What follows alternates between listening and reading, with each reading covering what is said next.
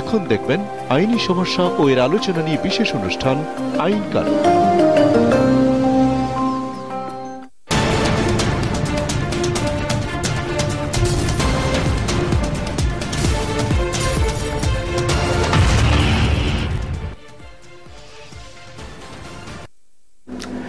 সুপ্রিয় দর্শক, আপনাদেরকে স্বাগতম জানাচ্ছি আইন কানুন অনুষ্ঠানে।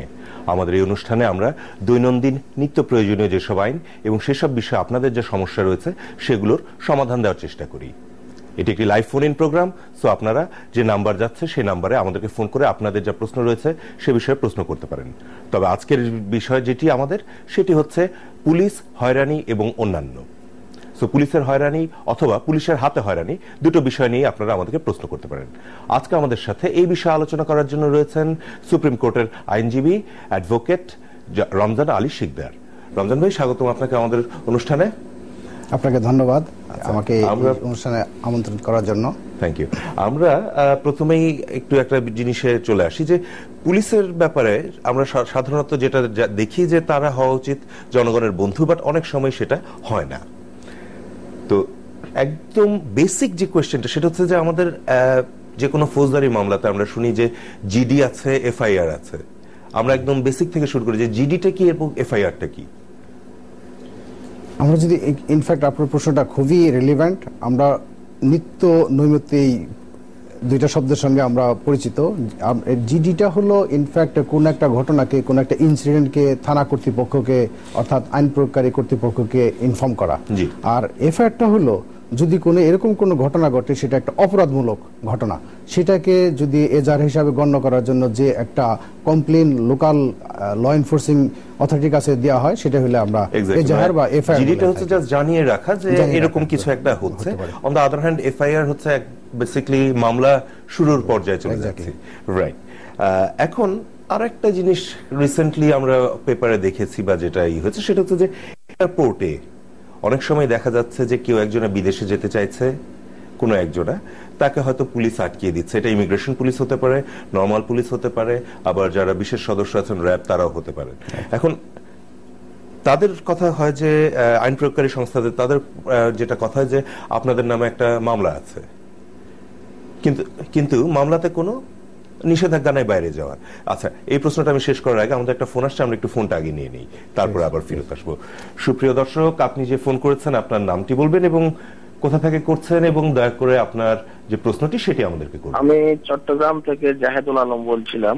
জি, আমি বলতেছি যে এখন দেখতেছি যে রাস্তাঘাটে পুলিশ সার্জেন্টে বলতেছে গাড়ির ডকুমেন্ট 2 নাম্বার বলে 20,000 30,000 টাকা এগুলি দাবি করতেছে। যদি টাকা না দিলে দেখা যাচ্ছে যে কি গাড়িতে একটা মামলা লিখি দেয়, ডকুমেন্টটা যাচাই। এখন ওই যাচাইটা করে আসতে দেখা যাচ্ছে 4 মাস 5 মাস চলে যাচ্ছে। আচ্ছা, মানে আপনি যেটা বলতে চাচ্ছেন যে আপনার গাড়িকে আটকে বলছে যে গাড়ির কাগজপত্র বা লাইসেন্স বলি বা ব্লু বুক বলি এগুলো হচ্ছে সব 2 নাম্বার এবং তারপরে আপনার কাছ থেকে বেশি টাকা চাইছে। হ্যাঁ, আচ্ছা, হ্যাঁ। এখন আমার প্রথম প্রশ্ন হচ্ছে যে কাগজ কি আসলেই 2 নাম্বার? না না না, কাগজ যদি ঠিক থাকে তাহলে আপনার তো পুলিশের সাথে কোনো বোধহয় অল্টারকেশনের কোনো স্কোপ থাকবে না। এবং যদি মামলাও দেয়, মামলা দিলেও কি করা যাবে?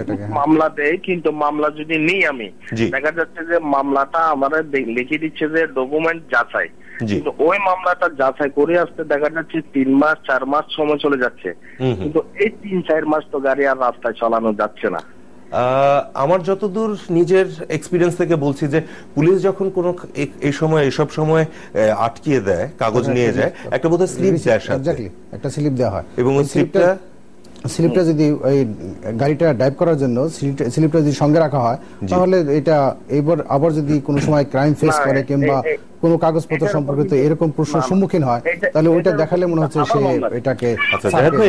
জাহেদুল আলম ভাই চিরাং থেকে যিনি করেছিলেন, আপনাকে আমি বলি যে যদি আপনার কাগজপত্র একদম 1 নম্বর থাকে এবং এতে জেনুইন কাগজপত্র থাকে, তাহলে কখনোই আপনি পুলিশের কাছে আপনার হার মানার কোনো কারণ নেই বা তাকে ঘুষ দেবার কোনো কারণ নেই, কারণ সেটাতে কিন্তু আপনি আরেকটি অপরাধের মধ্যে চলে যাচ্ছেন। এবং 3 মাস লাগুক 4 মাস লাগুক, এক সময় না এক সময় আপনার কাগজটা আপনি অবশ্যই ফেরত পাবেন। আর যে কাগজটা আপনার কাছে যখন নিয়ে যাবে তখন তাদের কাছ থেকে আপনি অবশ্যই পুলিশের কাছ থেকে একটা স্লিপ নেবেন এবং গাড়ি চালানোর জন্য আমার ধারণা ওই স্লিপটাই যথেষ্ট থাকবে। Exactly. ধন্যবাদ। এর মধ্যে আরেকটি ফোন চলে এসছে, আমি আমার অরিজিনাল প্রশ্নে যেতে পারছি না, তো আমরা এই ফোনটা নিয়ে নিই। দর্শক, আপনার নামটি বলবেন, কোথা থেকে করছেন এবং দয়া করে আপনার প্রশ্ন। রাজশাহী বাঘা উপজেলা। রাজশাহীর বাঘা উপজেলা থেকে, জি আপনার নামটি ভাইয়া? হ্যাঁ, আমি বিগত 14/9/13 বাঘা থানায় জিডি করি, বুঝলেন। জিডি করার পরে আমার জমিটা জি আবার 1/3/14 তারিখে আমি তার 80 লাখ টাকা ভারতের কষ্টশস্ত্র নিয়ে তার জমি দখল করে। এই বিষয়ে থানায় কেস করলে, কেস রাখার পর তদন্ত করার পর্যন্ত এখন পর্যন্ত কোন পুলিশ এসে আসামি ধরে না, মৃত্যু ভাই বসে রয়েছে। রঞ্জন ভাই, আপনার কোনো প্রশ্ন আছে ওনার কাছে? না, আপনার প্রশ্নটা আমার কাছে ক্লিয়ার। যেহেতু এটা একটা ইনফ্যাক্ট জমি জমা সম্পর্কিত একটা সিভিল রং, আপনি থানায় যদি যান তাহলে তাদেরকে সাময়িকভাবে একটা রেমিডি তার কাছে যেতে পারেন, যাতে ওখানে হানাহানি অন্য কোনো বিশৃঙ্খলার সৃষ্টি না হয়, সেই রকম একটা মেজার্স পেতে পারেন। কিন্তু আলটিমেটলি আপনাকে 145 আপনি এখানে ইনভোক করতে পারেন। যদি এটা যদি যেহেতু মেট্রোপলিটন এরিয়ার বাইরে, তাহলে সেইভাবে আপনার 145 দ্বারা আপনি আনয়ন করতে পারেন উপযুক্ত ম্যাজিস্ট্রেট সাহেবের আদালতে। আর যদি মনে করেন যে না, সেটা অ্যাপ্রোপ্রিয়েট না, আপনাদের যদি মালিকানা সম্পর্কিত কোনো ডিসপিউট থাকে, তার জন্য উপযুক্ত দেওয়ানি মোকদ্দমাই আপনাকে করে সেখানে আপনি ইনজাংশন নিতে পারেন। তাকে সেই ক্ষেত্রে আপনার কিন্তু মালিকানা সম্পর্কিত যে ডকুমেন্টগুলি, সেগুলি কিন্তু অবশ্যই আপনাকে এই আপনার ক্লেমটা সমর্থনে জেনুইন কিনা তার প্রমাণের জন্য রাখতে হবে। আমার মনে হয় আমাদের বাঘা থেকে যিনি ফোন করেছিলেন ওনার উত্তর পেয়েছেন। এখন আমি যেটা করছিলাম যে বাইরে যাওয়ার উপরে, দেশের বাইরে যাওয়ার উপরে তার কোনো নিষেধাজ্ঞা নাই, কিন্তু তারপরেও তাদেরকে আটকে রাখা হচ্ছে। তাহলে এখন আমার প্রশ্নটা হচ্ছে যে পুলিশের বা র্যাবের বা আইন প্রয়োগকারী সংস্থার এটার কতখানি অধিকার রয়েছে? না, ইনফ্যাক্ট আপনি যদি লক্ষ্য রাখেন যে অনেক বহু লোক কিন্তু দেশের বাইরে যাচ্ছে, জি, এবং নিত্যদিন যাচ্ছে, নিত্যদিন আসতেছে, কিন্তু সব লোকই কিন্তু পুলিশকে তাকে অ্যারেস্ট করতেছে না কিংবা বাধাগ্রস্ত করতেছে না। আমরা যতদূর জানি যে একটা ওই যে লিস্ট থাকে, সেই লিস্টের দেখে যে এরা যেতে পারছেন, এরা যেতে পারছেন না। এক্স্যাক্টলি, যদি গভর্নমেন্ট যদি মনে করে কারোর বিরুদ্ধে যদি একটা নিষেধাজ্ঞা আরোপিত থাকে, সেটা পলিটিক্যাল কারণে হোক কিংবা অন্য কোনো কারণে কিংবা কোনো কোর্ট কেসের কারণে হোক, সেখানে যদি তাকে বিদেশে ভ্রমণের জন্য যদি আরো এই নিষেধাজ্ঞা থাকে, তাহলে অবশ্যই তারা পারবেন না। ভাই, এই মুহূর্তে আবার আপনাকে আমি থামিয়ে দিচ্ছি, আরেকটি ফোন এসেছে, আমরা এটা নিয়ে আবার এটাতে ফিরে আসবো। সুপ্রিয় দর্শক, আপনার নামটি বলবেন, কোথা থেকে করছেন এবং আপনার প্রশ্নটি। হ্যালো, জি, আসসালামু আলাইকুম। ওয়ালাইকুম আসসালাম। আপনার টিভির ভলিউমটা আগে কমিয়ে নিয়ে আমাদেরকে প্রশ্ন করুন। আমি মনের বলছিলাম, কাঠালিয়া থেকে, ঝালকাঠি জেলা। জি, আমাদের যে থানায় কিছুদিন আগে, গত 5 তারিখ নির্বাচনের পরের দিন, আমার বাবাকে কিছু লোকজন মারধর করে এবং এটা নিয়ে থানায় একটা জিডি করে এবং আমু হসপিটালে ভর্তি হয়। জি, সেখান থেকে মেডিকেল দেওয়ার পরেও থানায় কোনো কেস নেয়নি। কেস নেয়নি মানে কোনো এফআইআর নিচ্ছে না? হ্যাঁ, এফআইআর নেয় নাই, মানে আগে বলছিল যে মেডিকেল লাগবে, মেডিকেল পরে তারপরে তারা কেস নেবে, কিন্তু 22 দিন হসপিটালে ভর্তি থাকার পরেও মেডিকেল নিয়ে কোনো পুলিশের সহযোগিতা পাই না। আমার মনে হয় মনির ভাই, আমরা আপনার প্রশ্নটা বুঝছি, আমরা আপনার এই উত্তরটা দিব, কিন্তু তার আগে আমরা নিয়ে নিব ছোট্ট একটি বিরতি। আমাদের সাথেই থাকুন, আমরা আবার ফিরে আসবো বিরতির ওপারে।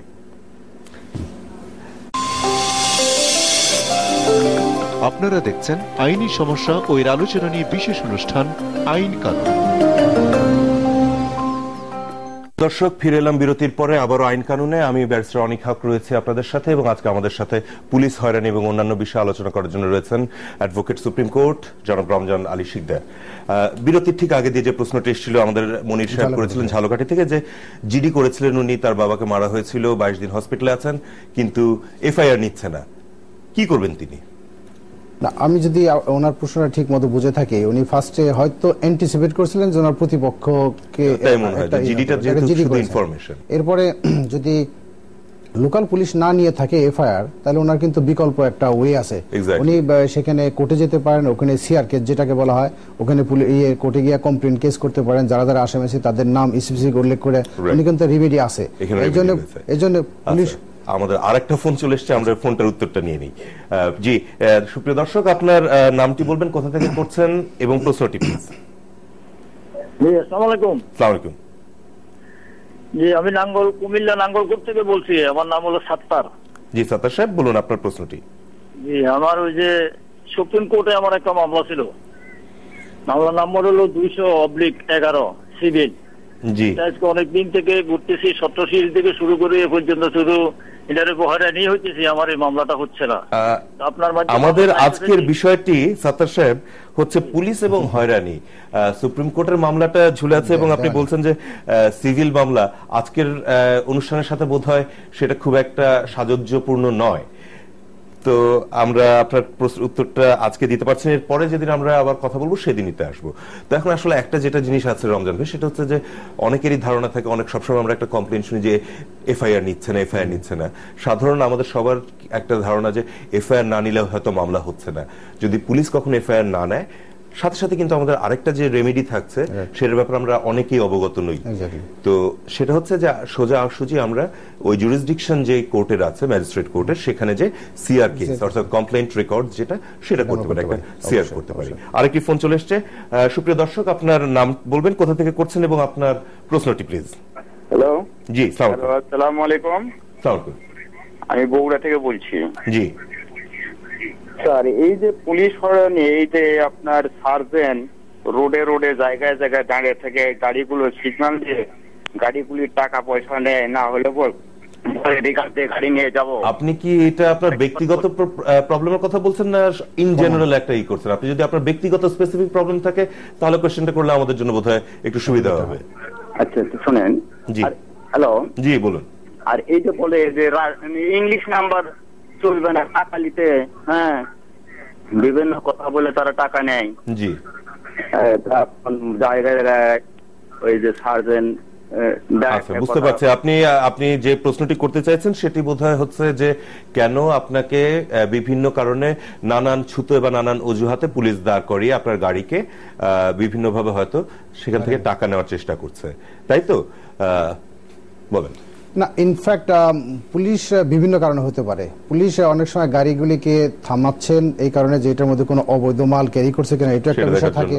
নাম্বার 1, নাম্বার 2 চেঞ্জ করে যেটা হয়েছে যে এখন সব গাড়ির নাম্বার প্লেট আমাদেরকে বাংলায় করতেই হবে। এক্স্যাক্টলি, হ্যাঁ। তারপর আরেকটা জিনিস আছে যে এখানে কাগজপত্র ঠিক আছে কিনা, এটা একটা বিষয় থাকে। তারপর অনেকটা থাকে যে এখানে একটা লোডিং এর বিষয় থাকে, এটা ক্যাপাসিটি ওভারলোডেড হয়েছে কিনা, সেই কারণে হতে পারে। আর কিন্তু যদি সবকিছু মেনে থাকে তারপরে যদি পুলিশ আটকায়, তাহলে আমরা সবসময় যেটা সবাইকে বলতে চাই যে আপনারা কোনোভাবেই কোনো রকমের দুর্নীতিকে প্রশ্রয় দিবেন না। পুলিশ যদি চায় টাকা দেওয়ার কোনো কারণে, যদি আপনি নিজের কাগজপত্র সবকিছু আপনার কাছে জেনুইন থাকে, তাই না? আচ্ছা, আরেকটি ফোন চলে এসেছে, আমরা সেটাতে চলে যাই। সুপ্রিয় দর্শক, আপনার নাম বলবেন প্লিজ, কোথা থেকে করছেন এবং আপনার প্রশ্নটি। স্যার, আমার নাম আফজাল মাহমুদ তুফান, আমি মিরপুর থেকে বলছি স্যার। জি আফজাল স্যার, আমার প্রশ্ন স্যার দুটো। জি, একটা হচ্ছে স্যার পুলিশ যে স্যার আমাদেরকে 54 এ অ্যারেস্ট করে, এখানে স্যার পুলিশকে বেসিক্যালি ঠিক কতখানি পাওয়ার দেওয়া হচ্ছে? অর্থাৎ 9টা গ্রাউন্ডে পুলিশ 54 ইউজ করতে পারে। আমি জানতে চাচ্ছিলাম যে স্যার যে এই 9টা গ্রাউন্ড ছাড়াও তো পুলিশ অ্যারেস্ট করে, তাই এটা তো স্যার সাধারণ মানুষজন জানে না। এই একটা। আরেকটা প্রশ্ন হচ্ছে স্যার, আমাদের দেশে কি স্যার জিরো এফআইআর এর ব্যাপারটা কি আছে স্যার?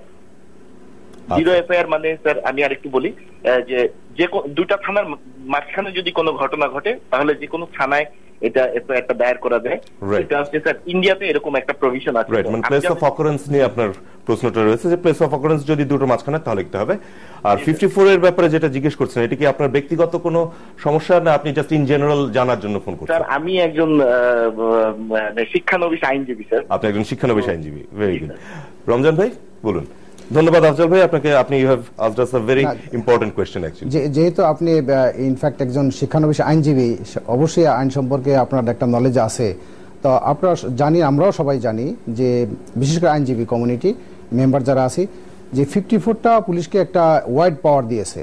এই ওয়াইড এখানে 54 এর আন্ডারে দেখবেন যে 9টা গ্রাউন্ডস, আপনি কারেক্টলি বলেছেন 9টা গ্রাউন্ডস আছে। 9টা গ্রাউন্ডসে যে কোনো একটা গ্রাউন্ডসে কিন্তু যে কোনো ব্যক্তিকে পুলিশ তাকে অ্যারেস্ট করতে পারে। তবে এখানে এই পাওয়ারটা একটা ওয়াইড, এবং কেউ কিন্তু বলতে চাচ্ছে এটা পাওয়ারটা এত ওয়াইড দিয়েছে যেটা মিসইউজ হচ্ছে। এই সমস্ত অজুহাতে কিন্তু বিষয়টাকে আইন আদালত পর্যন্ত গড়ায় নেয় এরকম না।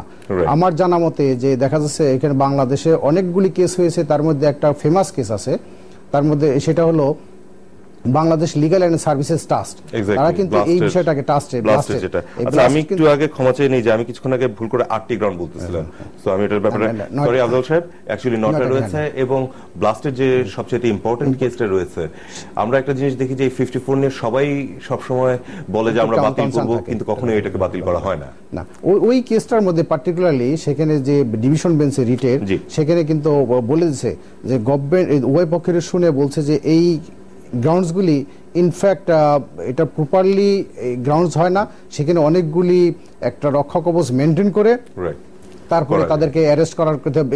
এইটার মধ্যে কিন্তু রিকমেন্ডেশন আছে কোর্টের, কিন্তু ওই প্রত্যেকটার বিষয়ে রিকমেন্ডেশন আছে। আমার জানা মতে এটা কিন্তু এখন রিকমেন্ডেশন এখনো ইমপ্লিমেন্ট হয় না। যদি এই রিকমেন্ডেশনগুলি ইমপ্লিমেন্ট হতো তাহলে কিন্তু লোকদের একটু গ্রিভেন্স কম থাকতো। একটা সাইড যেটা আছে, আরেকটা আমি একটু অ্যাড করতে চাই যে রিকমেন্ডেশনকে ইমপ্লিমেন্ট হলে কিন্তু আইনের একটু অনেকটা লিবারাল হতো, একটা রিল্যাক্সেশন আসতো। রিল্যাক্সেশন আসলে কিন্তু অনেক সময় দেখা যাচ্ছে যে এটা প্রপার বেনিফিটটাও কিন্তু পাবলিক কতটুকু পাবে ঠিক আমরা জানি না, কারণ আমাদের সমাজটা এতটুকু কিন্তু এখন সচেতন না। আমি যেরকম আপনার রাইট সম্পর্কে সচেতন না, ঠিক আমার রাইট সম্পর্কে কিন্তু অন্যরা কিন্তু সচেতন না, যার কারণে অনেক সময় রিল্যাক্সেশনটা ইফেক্টিভ রেজাল্ট আসে না। Very good, thank you Ranjan ভাই। আমরা এখন আবার চলে যাই হচ্ছে আরো, আচ্ছা প্লেস অফ অকারেন্স যদি মাঝামাঝি জায়গায় হয় কোথায় হতে পারে? আচ্ছা আমি এটার উত্তরটা পরে নিচ্ছি, আরেকটা ফোন এসছে, ওই ফোনটা আগে নিয়ে নিই। সুপ্রিয় দর্শক, আপনার নাম বলবেন, কোথা থেকে করছেন এবং আপনার প্রশ্নটি। হ্যালো হ্যালো জি, সালাম আলাইকুম। আপনি টেলিভিশনের সাউন্ডটা একটু কম।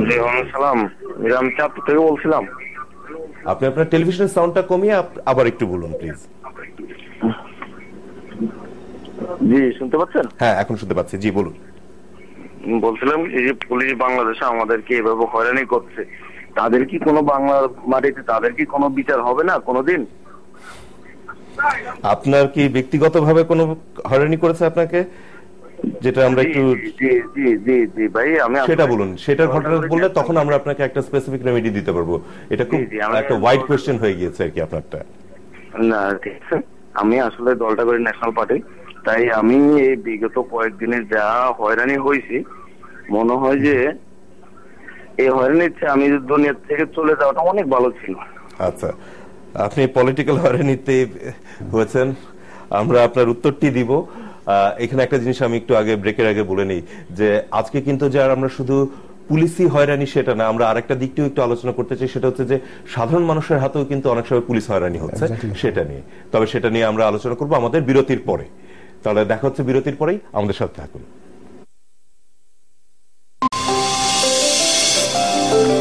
আপনারা দেখছেন আইনি সমস্যা ও এর আলোচনা নিয়ে বিশেষ অনুষ্ঠান আইন কানুন। ফিরে এলাম আবার আইন কানুনে। আমি ব্যারিস্টার অনিক হক, আমার সাথে আছেন অ্যাডভোকেট রমজান আলী সিদ্দিকী শিকদার। জাস্ট বিরতির আগে যেটা হচ্ছিল যে একজনের জিজ্ঞেস করলেন পুলিশের হয়রানি, তার কোনো পুলিশের কোনো বিচার হবে কি হবে না। আসলে এইভাবে এটার উত্তর আমরা এখানে দিতে পারবো না। আপনি আপনার প্রবলেমটা স্পেসিফিক ভাবে যদি আমাদের ঠিকানায় পাঠিয়ে দিন, যেটি হচ্ছে প্রযোজক আইন কানুন, গাজী টেলিভিশন, 25 সেগুন বাগিচা, ঢাকা, তাহলে আমরা আপনাকে যথেষ্ট সাহায্য করার চেষ্টা করব। আচ্ছা, এর মধ্যে এখন আরেকটি ফোন বোধহয় চলে এসছে, আমরা সেই ফোনে চলে যাই। জি আসসালামু আলাইকুম, আপনি আপনার নামটি বলুন, কোথা থেকে করছেন এবং আপনার প্রবলেমটি। আমি চিটাগাং থেকে বলতেছি, মোহাম্মদ ইকবাল। জি আসলে আমি একটা টেম্পো গাড়ি চলাই, ঠিক আছে, তো এখানে পুলিশ ডিউটি বলে তারা আপনার 15 দিন পর পর আমার গাড়িটা নিয়ে যায়, ঠিক আছে। এখানে অনেক রিকুইজিশনের কথা বলছেন বোধহয়, তাই না? জি হ্যাঁ, রিকন্ডিশনের কথা বলছি। ওনারা কোনো অজুহাত মানে না, ঠিক আছে। এখন কি এটা কতটুকু বৈধ? ঠিক রমজান ভাই, না ইনফ্যাক্ট যে মোটর ভেহিকলস অ্যাক্ট নামে একটা আমাদের দেশে আইন আছে, এই আইনের অধীনে কিন্তু পুলিশকে অনেক রকম সুযোগ সুবিধা দেওয়া হয়েছে। তো সেটার আন্ডারে যদি তারা বৈধ কোনো কাজ থাকে, সরকারি কাজ বিশেষ করে, সেক্ষেত্রে কিন্তু অবশ্যই তাদের ক্ষমতাটা আছে। কিন্তু 15 দিন পর পর ঘুরিয়ে ফিরিয়ে একই লোকের গাড়ি নিচ্ছে, এটা কি মানে এমনও হতে পারে যে হয়তো একদম টার্গেট করে যদি করা হয় তাহলে? না, এই বিষয়টাকে উনি বিহিত হিসাবে যদি মনে করে যে প্রতি 15 দিন অন্তর শুধু তার গাড়িটাই নিয়ে যাচ্ছে, তাহলে সে উপরস্থ কর্মকর্তার কাছে একটা কমপ্লেইন সেটা লজ করতে পারে। আরেকটা যেটা আছে, রিকুইজিশন করলে কি কোনো কম্পেনসেশন বা কোনো কিছু দিতে হয়? এখানে রিকুইজিশন করলে ইনফ্যাক্ট কম্পেনসেশন যদিও বিধান আছে, কিন্তু আলটিমেটলি এটা ম্যাটেরিয়ালাইজ কখনো হয়। তো চিটাগাং থেকে ইকবাল সাহেব, আপনার টেম্পো এরপরে নিয়ে গেলে আপনি তার জন্য কম্পেনসেশন আপনার ওই দিনের যে ভাড়া বা যে আইনে যেটুকু বলা আছে সেটুকু অবশ্যই পেতে পারেন। আরেকটি ফোন চলে এসেছে, আমরা সেই ফোনে চলে যাই সরাসরি। সুপ্রিয় দর্শক, আপনার নামটি বলুন, কোথা থেকে করছেন এবং আপনার প্রশ্নটি। হ্যালো, জি আসসালামু আলাইকুম।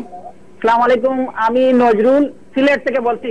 জি, সিলেট সাফরান থানা। এখানে কয়েকদিন আগে একটা ভদ্রলোক জমি জমা সংক্রান্ত ব্যাপারে আমার বাড়ি থেকে গুল্লি করছে, আমি থানাতে অভিযোগ দিছি। নজরুল ভাই, আপনি আপনার টেলিভিশনের সাউন্ডটা একটু কমিয়ে ফেলুন, তাহলে আমরা ক্লিয়ারলি শুনতে পাবো। সাফরান থানায় গিয়ে অভিযোগ করছি, তারপরে এরা বললো যে মামলা হবে। আজ পর্যন্ত কোনো মামলা হয়নি। আমি জিডিও করছি, মামলা করছি, কিন্তু আজ পর্যন্ত আমার মামলা এফআইআর হয়নি। না, যেহেতু এটা অনেক ধন্যবাদ আপনার ইয়ের জন্য, পুরুষের জন্য। ইনফ্যাক্ট এটা কিন্তু সিভিল নেচারের একটা, আপনি বলছেন একটা আপনার কমপ্লেন।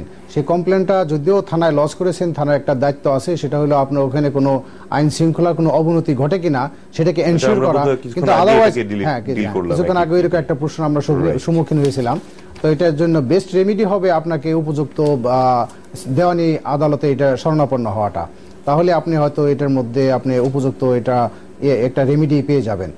আমি এখন কোন ফোন না নিয়ে একটা প্রশ্ন আগেই বলছিলাম বিরতির আগে করব, সেটা হচ্ছে যে অনেক সময় এখন ইদানিং কালে আমরা দেখছি যে পুলিশেরা যখন তাদের ডিউটি করছেন তখন তারা অনেক সময় সেটা রাজনৈতিক কারণে হোক বা যে ইতেই হোক, তাদের উপর একটা হয়রানির বিষয় চলে আসে। তাদের গাড়িতে আগুন যাচ্ছে, তাদের উপরে ককটেল পড়ছে।